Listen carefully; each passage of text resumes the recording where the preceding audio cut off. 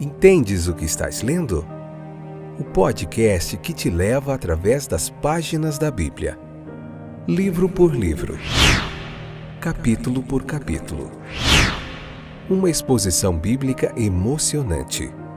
Aperte os cintos e embarque comigo nesta viagem.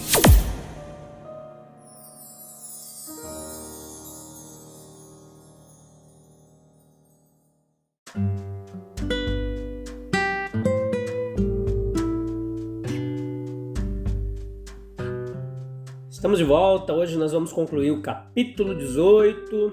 Bom que você voltou para juntos aprendermos mais da Palavra de Deus. Hoje episódio 153, segunda temporada, João capítulo 18. Tem várias formas de você entrar em contato aí conosco, pelo Instagram, understand, querendo falar inglês aqui.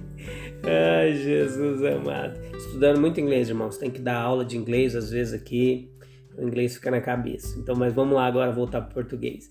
Você pode entrar em contato conosco através do entendes _, o que estás lendo, pelo Instagram ou pelo várias outras formas aí. Tem um jeito de você mandar uma mensagem em áudio para nós nos vários streamers aí de transmissão do nosso podcast.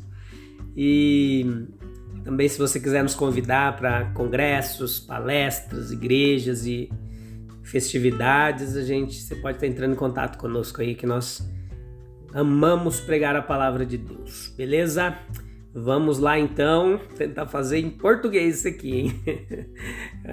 Não vou nem editar, vamos deixar aqui de forma natural esse errinho aqui que faz parte, errar faz parte. Hoje vamos finalizar o capítulo 18, então, os reis terrestres são sempre de caráter imperfeito. Leia o capítulo 18, se possível. Vamos falar um pouquinho sobre o reino de Cristo. Há um reino terrestre aqui, mas os reis são muitas vezes vaidosos, né? Injustos, egoístas. Mesmo que vivemos numa república, aqui no meu caso, ainda existem países onde há monarquia, apesar que a maioria deles é uma monarquia parlamentarista, mas enfim, onde o primeiro-ministro é quem manda, mas na Bíblia tinha muito esse contexto, né, de reino. E na Terra, aqui nesse mundo, os reis, eles que gostam de aparentar, ou gostavam uma dignidade, riqueza, uma magnificência, o poder. Mas Jesus Cristo, ao contrário, ele não tinha uma posição, um esplendor terreno. Ele não tinha um palácio deslumbrante, né, imponente. Jesus tinha uma aparência humilde. Era desprezado pelos homens. No entanto, ele era e é o santo e justo, o governante perfeito e benevolente dos homens, o Senhor do céu, o juiz de todos. Quão maravilhoso e sublime contraste com os reis deste mundo é o monarca manso, cujo cetro do seu reino ali é um cetro reto. Cristo é rei por herança, como filho de Deus, pela conquista como Senhor Redentor, por escolha, por eleição, sendo escolhido pelas alegres aclamações dos seus leais súditos. Em todos esses aspectos que eu falei aqui, o título do nosso Salvador ao trono é muito diferente dos títulos apresentados pelos reis dessa terra. O domínio do rei é sobre as ações externas, fala, hábitos dos seus súditos, controla todas as ações ali através de leis, mas muito diferente é o caso com os membros daquele governo espiritual do qual Jesus é o governante, o rei soberano. Os súditos dele são todos cidadãos da comunidade, são súditos do rei em virtude da fé e de uma submissão voluntária. Cristo reina no coração, ele não se preocupa com a mera homenagem dos lábios ou uma mera prostração do corpo. Seu império é um império espiritual, embora as soberanias terrenas visem ordem externa, prosperidade da comunidade, paz, riqueza, conquista, glória, poder e fama. E enquanto empregam meios seculares para esse fim, o reino de Cristo tem propósitos diferentes. O reino de Cristo visa justiça, crescimento. O crescimento é a prevalência de justiça, santidade, paciência e amor. Não há medo, não há constrangimento, não há magistrados, oficiais, soldados ou prisões. Cristo emprega, ele nega a força. Senão, disse ele, meus servos lutariam, se fosse preciso. Seu é um reino do qual a verdade é revelada e incorporada. Verdade que exige fé e o apoio de inteligência, lealdade. Quais são as leis desse reino espiritual? Não são proibições. Tomam a forma de exemplo, são sustentados pelo amor divino. Enquanto todos os governos humanos estão sujeitos à decadência, como o próprio Império Romano entrou em declínio, o reino de Cristo é um reino eterno. Seu domínio dura por todas as gerações. Ele foi chamado de Rei dos Judeus. Jesus quer que estejamos acima das ideias de mero conflito e vitória, superação da oposição. Não, o que ele deseja é submissão livre, alegre e total do indivíduo, por causa da verdade que é deixada clara para ele em Jesus. Jesus é o único que pode distinguir a realidade da aparência, a verdade da falsidade, o que permanece do que perece. Jesus, como ele mesmo diz, veio ao mundo. O mundo estava sempre em seus pensamentos. Para o bem do mundo ele veio. Ele não pertencia à terra em que por acaso ele vivia. Assim como, por exemplo, o sol não pertence àquela parte específica da terra onde por acaso ele está brilhando. O sol pertence ao mundo inteiro. Jesus também. O sol pertence a todas as idades. Jesus também. Ele veio ao mundo para dar testemunho da verdade.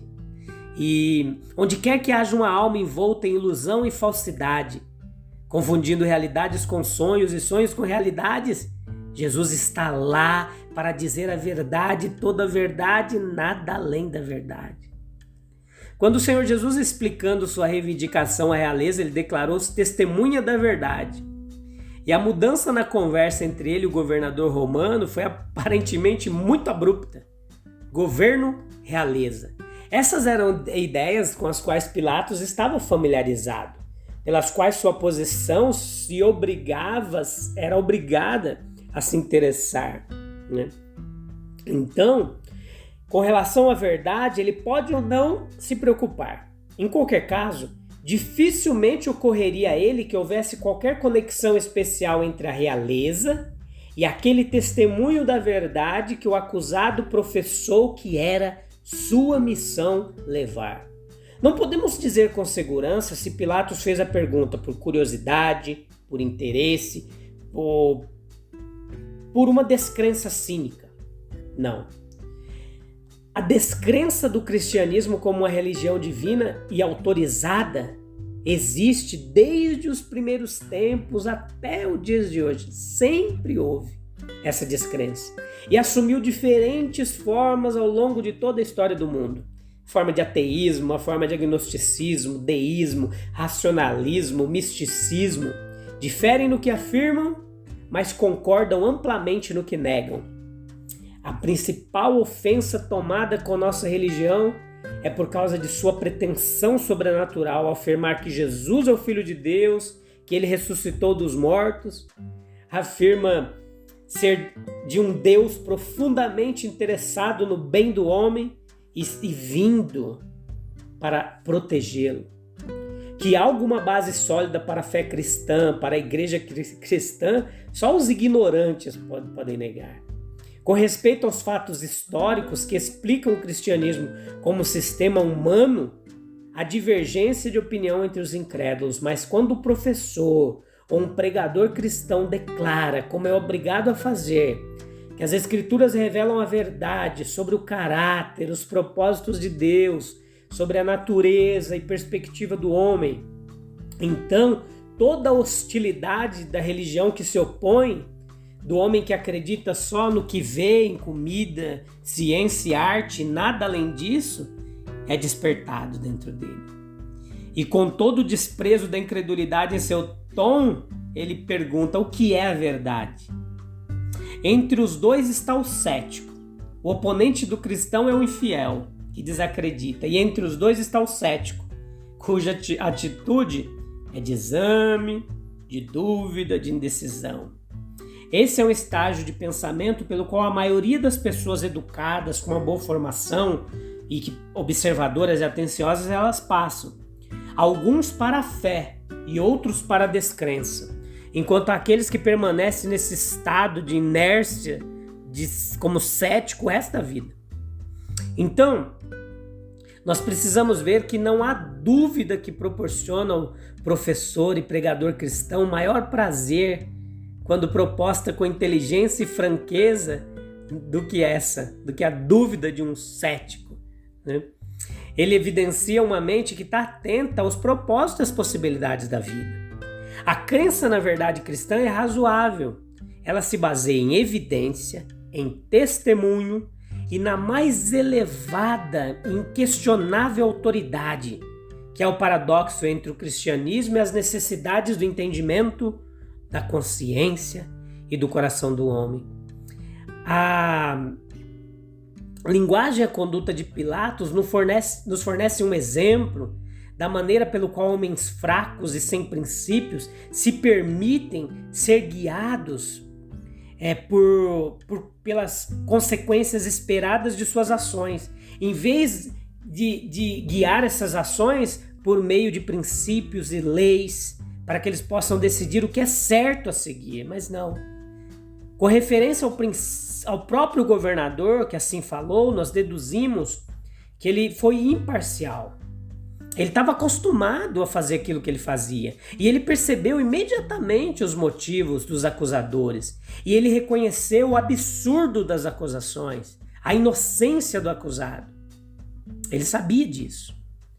E tudo isso testifica a conduta pecaminosa e maliciosa dos inimigos de Cristo. Pilatos estava pronto o suficiente para ver as coisas como eram vistas pela classe influente entre os judeus, mas o caso era tão flagrante de um ódio sem fundamento, uma acusação falsa, que era impossível que Pilatos fosse cegado para a verdade. O que o governador disse era literalmente verdade, não havia crime em Jesus. Temos justificativa para aceitar esse testemunho do caráter de nosso Senhor. Como cristãos, acreditamos de fato muito mais do que a inocência do Salvador. Mas temos a liberdade de tomar essa evidência e exigir sua aceitação por todos os estudantes do caráter e das reivindicações de Cristo. Se o investigador histórico não for adiante, nós podemos esperar com justiça que ele conceda o veredito de que a acusação contra nosso Senhor, a condenação dele à morte, era totalmente sem fundamento, totalmente infundada. E é isso que nós vamos ver nos próximos episódios, nos próximos capítulos. Vai ser bem tenso, mas vai ser legal o aprendizado que nós vamos tirar daqui. Beleza? Temos encontro marcado. Eu te espero lá no capítulo 19, então, no próximo episódio, para nós continuarmos meditando. Deus te abençoe. Fique com ele. A gente volta em breve. Um abraço. Tchau, tchau.